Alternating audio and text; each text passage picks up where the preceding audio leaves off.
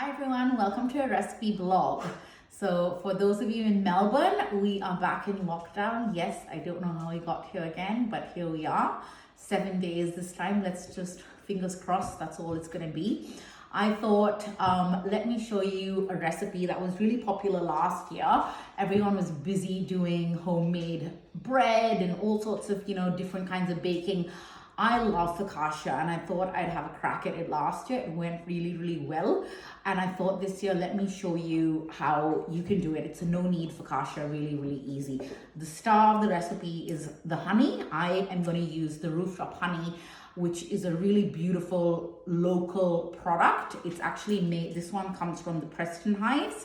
Honey from your local area has got amazing benefits for you. So it's really, really great at helping your immune system and also helping you to just acclimatize to the pollen and the bits and pieces that are in the air in your locality. So if you've got, allergic reactions to things, try giving honey, but from your local area a go, and you could possibly see some benefits.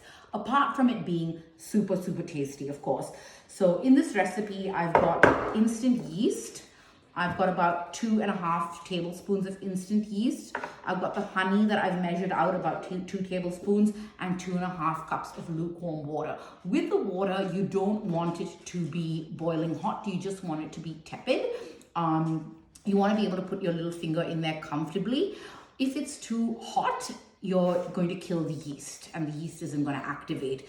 If it's too cold, the yeast isn't going to wake up. So you just want to try and get that balance right.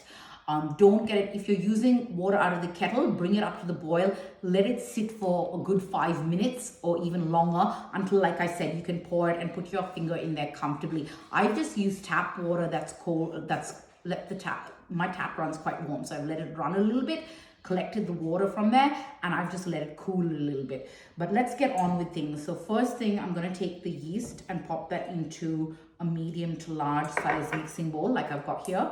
Pop in the honey.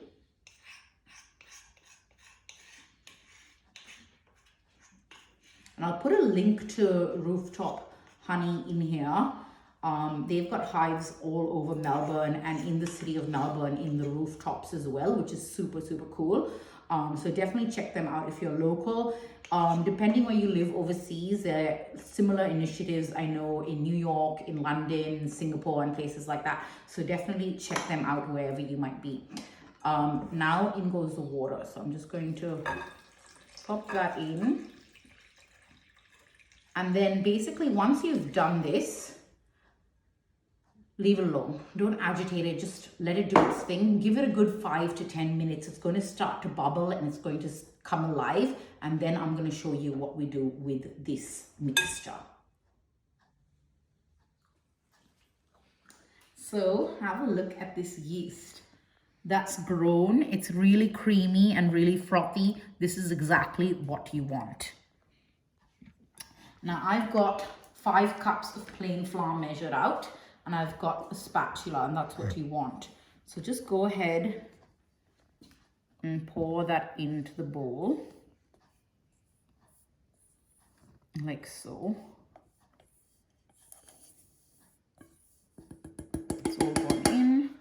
And then the next thing you're going to do is just grab, I've got some pink lake salt here that I've pounded up, a tablespoon of salt, sprinkle that over. You can use sea salt flakes, whatever salt you like. At the moment, this is one of my favorites. And then you're going to take your spatula and just fold it, just gently incorporating it.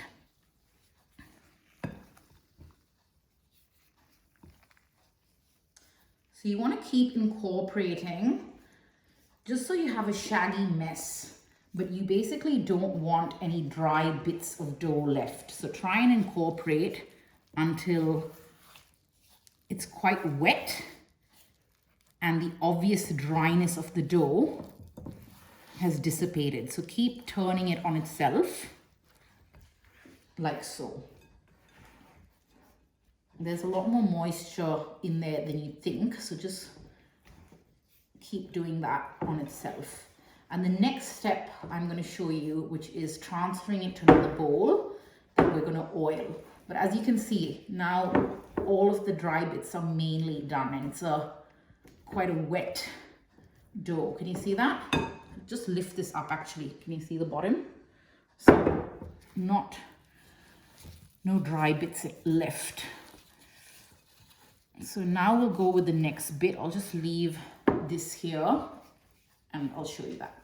Now the next step is you want a big bowl. Trust me, this baby is going to grow. So you want a generous size bowl, a clean one. Grab a good quality extra virgin oil. I am using the Mount Zero oil, which I absolutely love. I've just cracked this one open. I'm going to put in 4 tablespoons. And this is really just going to make sure that the dough doesn't stick to the bowl. And it's going to give a beautiful flavor. So I pop the oil in there, just using your hands. Coat the bowl from side to side by turning it.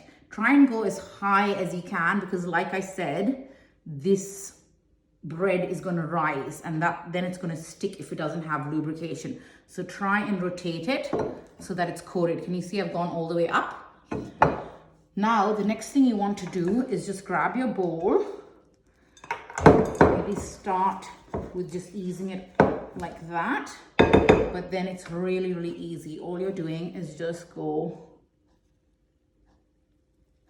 plop into there. And you might have to scrape out some of the bits. If you've got someone to help you, great. Dan the man is obviously the cameraman right here. So I will just do this myself, but it's no dramas. It's not like it's one piece. This is going to come together. It's not going to break up. So you don't need to worry. But grab that and then just scrape off those bits, because you don't want to waste that. Try and get as much as you can into the bowl. And there you go. So you've got that. Just give it a little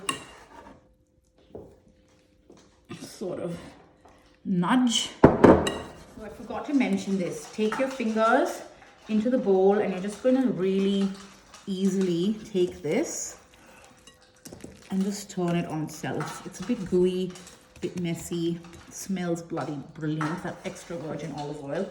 And that's all. You've turned it, so it's coated completely. And there you go.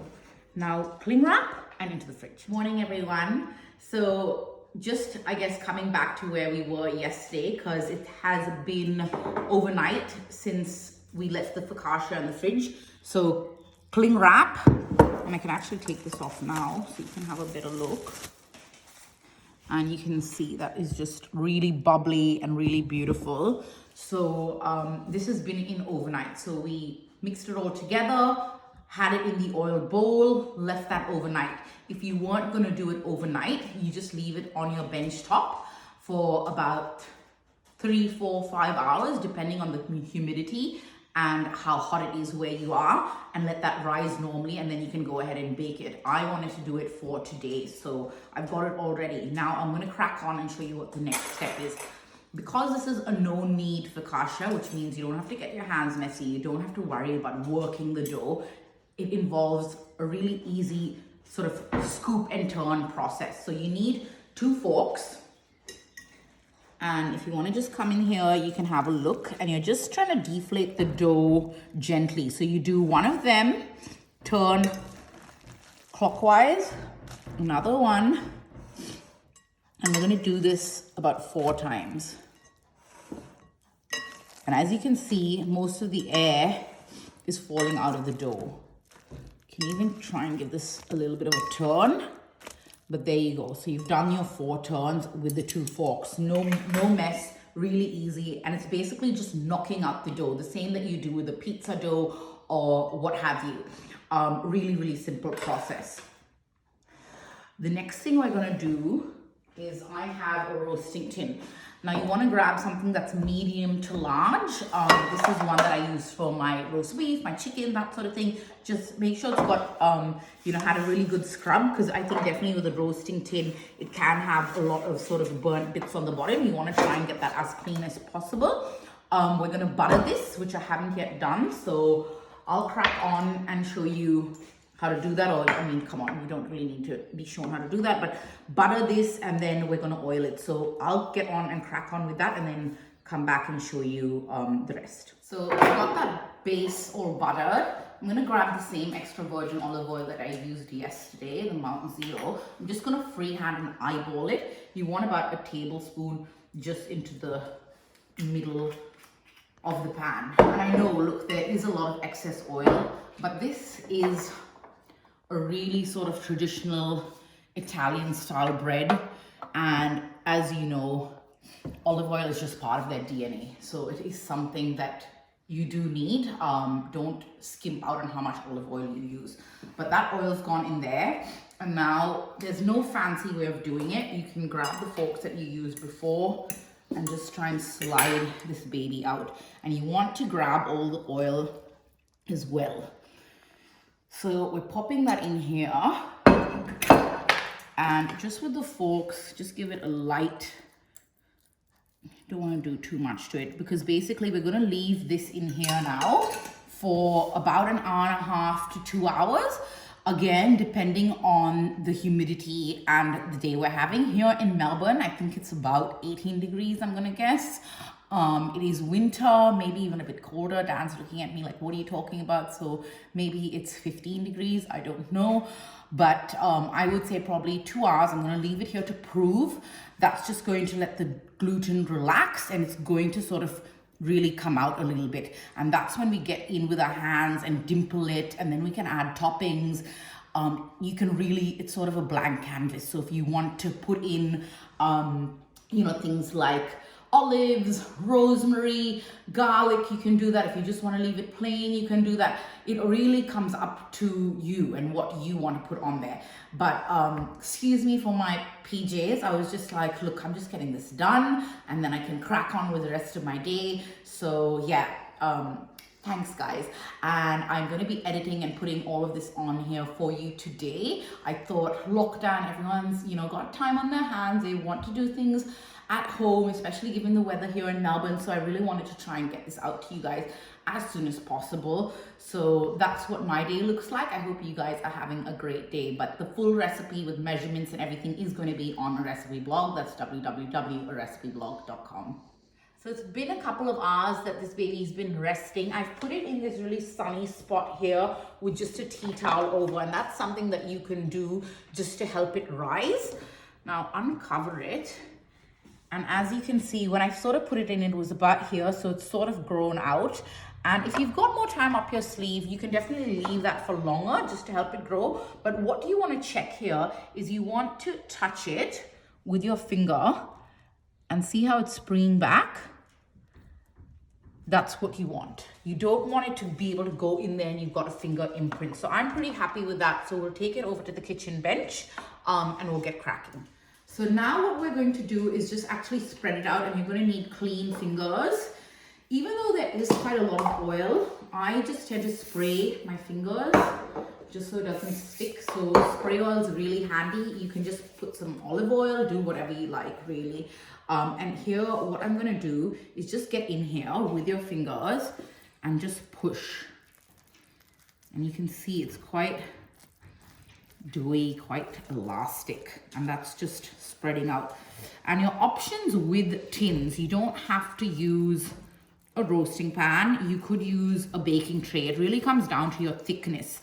I like it a bit thicker, a bit chewier, like a focaccia for a sandwich style. So I like this thick style, which is why I've opted for a tin.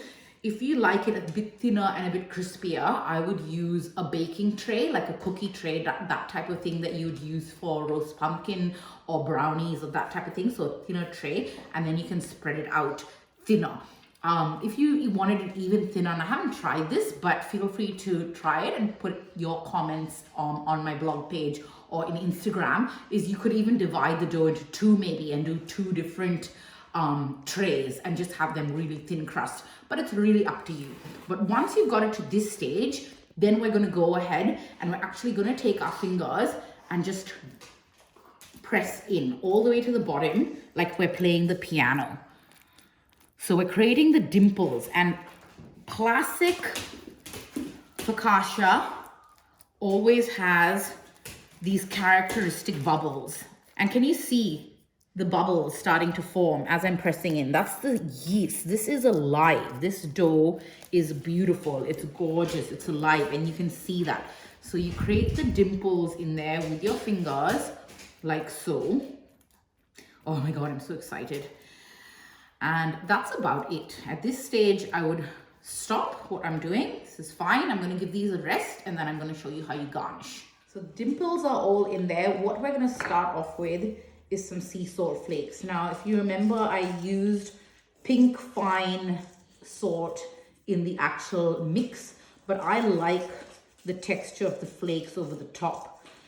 So again, these measurements and all of that's going to be on the blog, including the different types of salt that I use. But look, it's, you know, 4 or 5 ingredients. Try and get the best ingredients that you can get your hands on. It's going to make all the difference. I love classic flavors of olive and rosemary, so I am going to use rosemary. This is just from my garden, so just sprinkling that over. It gives us really beautiful savory flavor. So yeah, I'm going to use probably 2 sprigs here.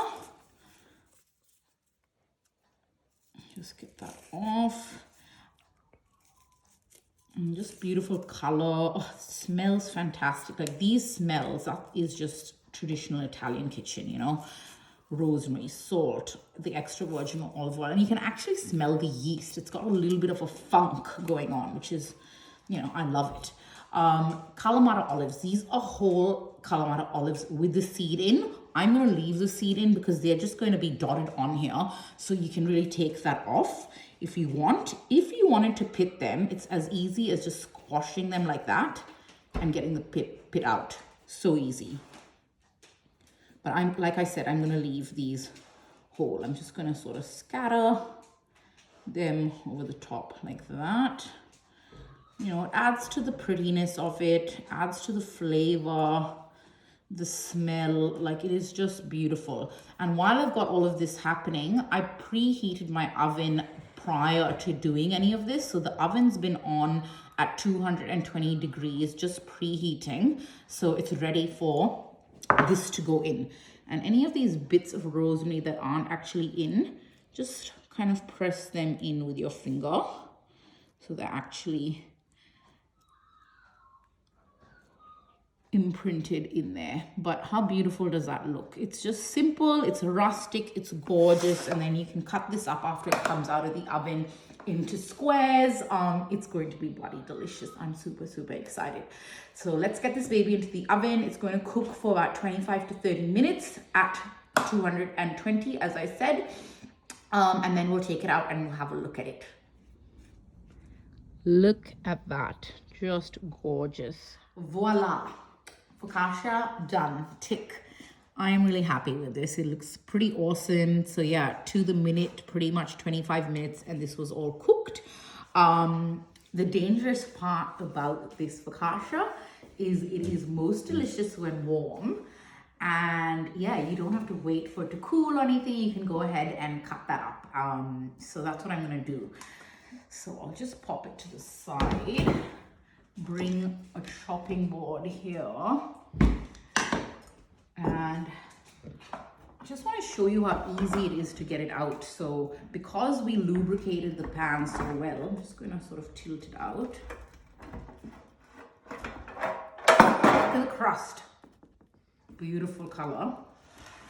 Flip that back out. A couple of the olives fell out when I flipped it, but how stunning does that look? So you've got a gorgeous color, a gorgeous texture. I'm absolutely in love with that. Really happy. So time to get into this baby. So I'm going to cut it into squares. You can totally cut it any which way you like, but I think this works really well.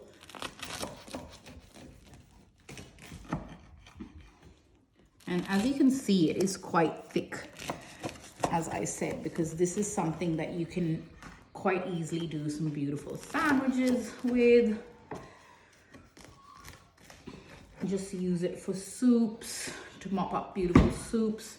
And I'm gonna go 3 down this way. So you're sort of getting an olive on each piece, which is really lovely. I think it's lovely aesthetic, lovely flavor. But yeah, you could easily do them smaller as well. So and you can hear that crunch. It's just gorgeous. So there we go, that's all cut up. Some other toppings while I'm doing this: potatoes, sliced potatoes on top. You could do cherry tomatoes, you could do basil. It's really, really up to you. You know, like I said, total blank canvas. But have a look at the crumb. Look at those beautiful pockets where, you know, the air bubbles were. It is just stunning. I'm gonna have a little sneaky bit. I'm gonna take this corner bit, which is just absolutely stunning. Dip it in a bit more olive oil, have it just like that. Or you could just take a knife, cut through, like I said, stuff that with some salami or mortadella, a bit of cheese, and make some paninis. Enjoy it that way. The sky's the limit. But taste test. Oh my God. Absolutely delicious. Fluffy, it's soft, a little bit of chewiness. The olive flavor really permeates through. Obviously, it's got the extra virgin olive oil plus the calamata. The salt ratio is perfect. Guys, if you've always wanted to make bread, but you didn't know where to start, it put you off, it was a bit intimidating, this No Knead Focaccia is the recipe for you. It is super, super easy. The main thing is it's long, lots of steps, but you do it over 2 days or over a day with lots of little breaks. So while the recipe, if you look at it, it's about 45 minutes active prep where you're doing things, you're mixing or you're adding an ingredient or you're spreading it out on a tray. It's 25 to 30 minutes in the oven baking. So when you look at actual active time, that's under 2 hours. But in terms of the waiting and the resting and all of that, that's lengthy. That can take up to 6 to 8 hours if you're doing it in the same day or overnight. So I would say you got a lazy weekend, perfect one. You're working from home where you can do a few steps, go get back on your computer. This is a great recipe. Have a go at it, make it your own, add your toppings, start with the basic one and then keep improving. But the recipe is going to be on my blog, www.arecipeblog.com. Hop on there for full measurements, step-by-step photos, and you can access this video as many times as you like on there as well. Have a great day. Keep safe, Melbourne. If you're elsewhere in the world, keep safe wherever you are. Unfortunately, COVID hasn't left us for a long time. This is a great, great recipe. Keep that plain flour in your pantry and a few other staples, and you can go to making it anytime. It also freezes beautifully. The bread that keeps giving. Ciao.